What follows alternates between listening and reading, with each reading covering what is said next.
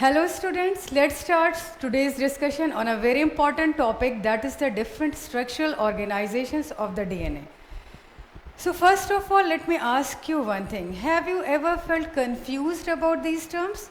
Chromatin fibers, sister chromatids, and these two different structures of the chromosome?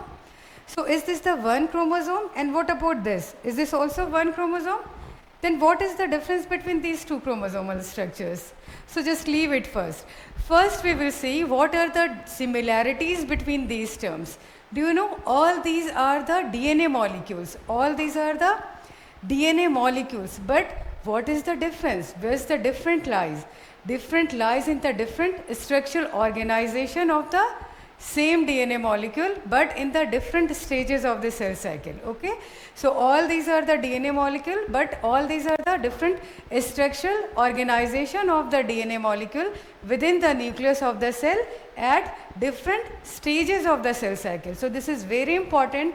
Please write it down in your notebook that all these are the same DNA molecule, but all these are different structural organization of the same DNA molecule within the nucleus of the cell at different stage of the cell cycle. Okay, so there is the double stranded structure of the DNA. Let's find it out where it is exactly located within the cell. Okay, so this is the diagram of this cell, and here we can locate the nucleus of this cell. So when we see inside the nucleus, we can find these thread-like structures.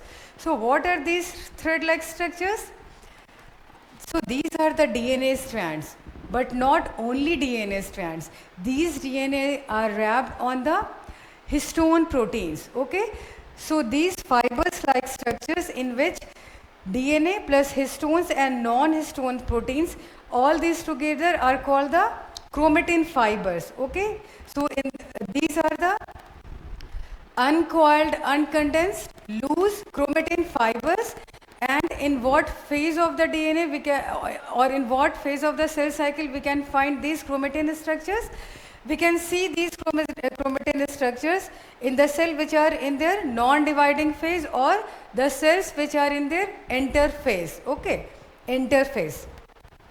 So there is also one important thing that we should understand, that there are two different morphological orientation of the DNA within the cell at different stage of the cell cycle. So as we see just now, these are the fine fibers like structure, loose chromatin fibers, and these are generally visible in the interphase. And what about these? These are the condensed, coiled and supercoiled form of the chromatin fibers. Okay, so these are the condensed form of the DNA which are the chromosomes, and these are visible when cell participates in the actual cell division, that is the mitosis or meiosis. Okay, so loose structures are the chromatin, loose thread-like structures are the chromatin fibers, and the condensed form of the DNA are the chromosomes. And most clearly these chromosomes are visible in the metaphase stage of the M phase or mitosis. Okay, so now we have to see the difference between these two structures of the chromosome. So before that there should be a the basic understanding of the cell cycle. Okay, so let's have a quick recall of the cell cycle. So I will not go into the details of the cell cycle, but because we have to focus on the different structural organization of the DNA within the cell at different stages of the cell cycle. Okay, so this is the cell cycle. So we should know we can divide the cell cycle into two major phases.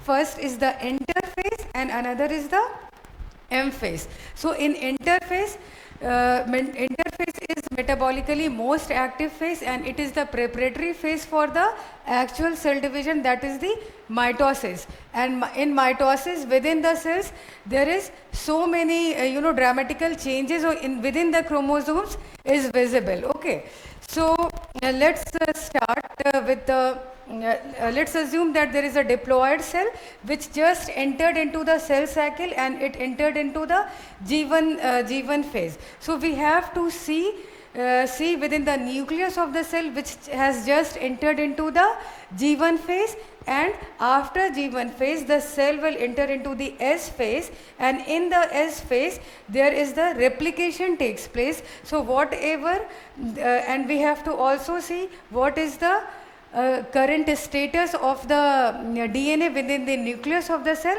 which is present in the S phase. Okay, so and we know there is the replication takes place in the S phase, and after S phase cell enter into the G2 phase, and after that into the M phase, and these and enter into the these different phases: prophase, metaphase, anaphase, telophase, and after that cytokinesis takes place, and the single diploid cell turn into the two daughter diploid cell which are identical to each other. Okay, so for that let's see what is happening inside the nucleus of the cell, which is in the G1 phase, and what is happening in the nucleus of the cell, which is in the S phase. Okay.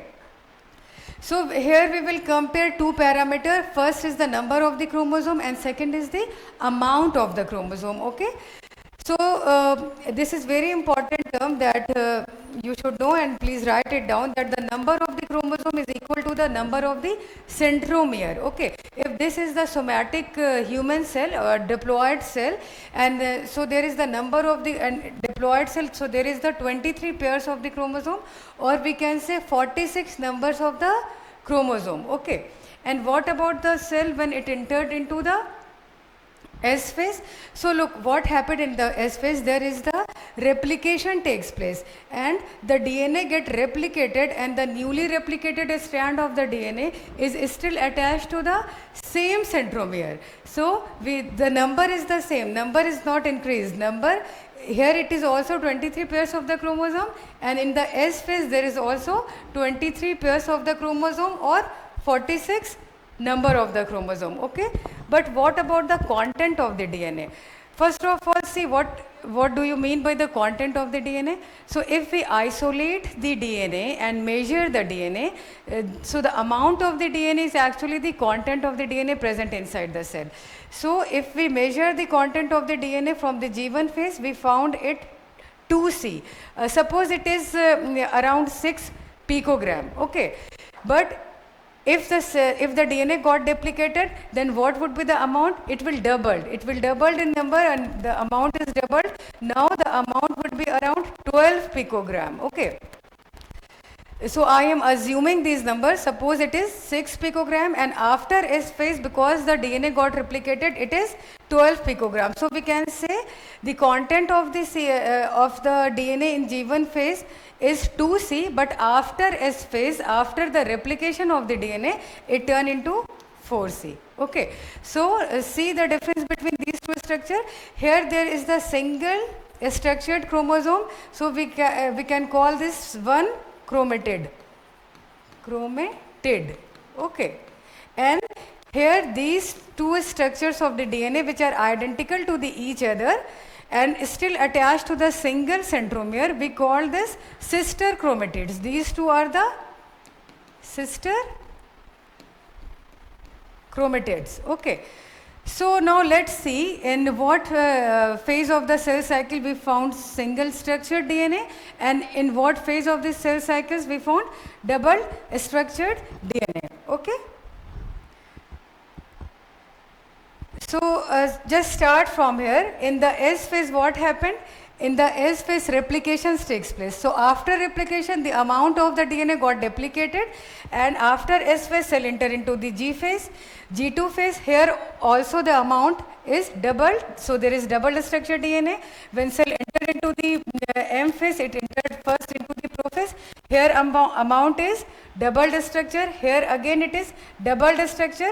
But what happened in the N phase? In N phase, the centromeres split in anaphase. Okay, in anaphase centromere is split, and now the double structured DNA converted into single structured DNA. Okay, and this single structured DNA after telophase, it will in telophase again there is a single structured DNA, and after cytokinesis we get two diploid cells, and in these diploid cells again, what about the structure of the DNA? These are again single structured DNA, and if this diploid cell again entered into the cell cycle.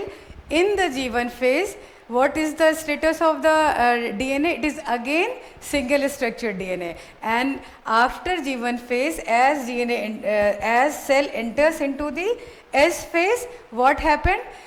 The replication takes place and the content of the DNA got doubled, and now the structure of the DNA is the doubled structured DNA. Okay.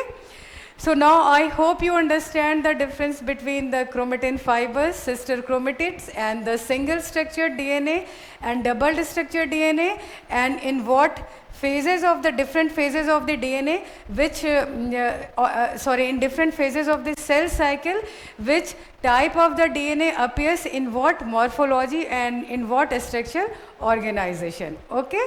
So now it's time to wrap up this session. So thank you for watching.